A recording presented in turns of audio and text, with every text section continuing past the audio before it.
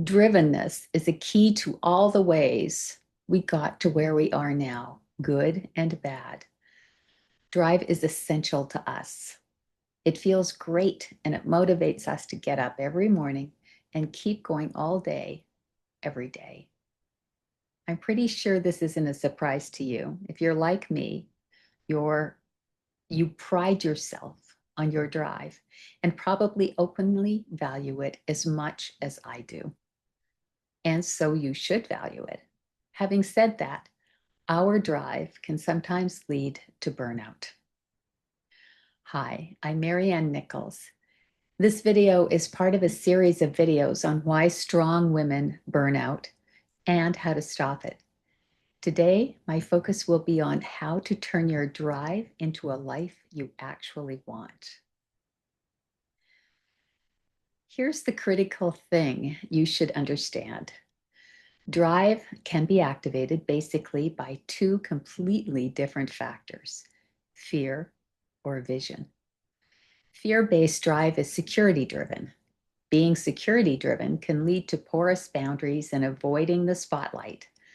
Doing something risky feels so unsafe. For example, these days with everything being so expensive, many people feel trapped in their jobs. They may be afraid of leaving the seeming security of that job, even if it is slowly dragging them down. As a result, they try to become indispensable, taking on more and more. I understand this because I've been there. Recall, if you've been following this series, that my mandate as a child was to gain my independence. For me, that was an imperative, a basic life or death imperative. That meant for me that any drive with independence as its prime motivation was fear-based. For the sake of feeling secure, I take the higher paying position, the one with more power over any position or profession that was less financially rewarding. And I became a full-fledged overachiever. I eventually found myself in a flat-out crisis.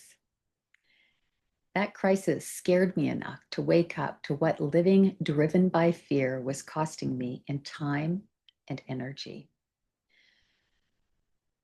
To come to a drive that was not going to put me into yet another crisis, I began the process of letting vision guide me instead of fear.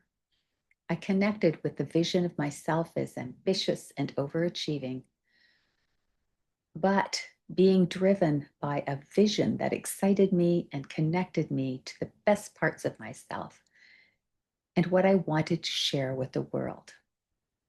I found a way to take up my vision and gradually move to a full-time career that aligned with that vision and helped me keep healthy and balanced. What can you do to help yourself use your strengths to their greatest advantage? I've seen in my own work and those of others that you can release the trauma that causes fear-based drive. The women in my program on avoiding burnout are able to do this. They learn to lean on their strengths without sabotaging themselves, clearing the way to pursue their vision, their North Star, with increased energy. It is possible, and it is worth it.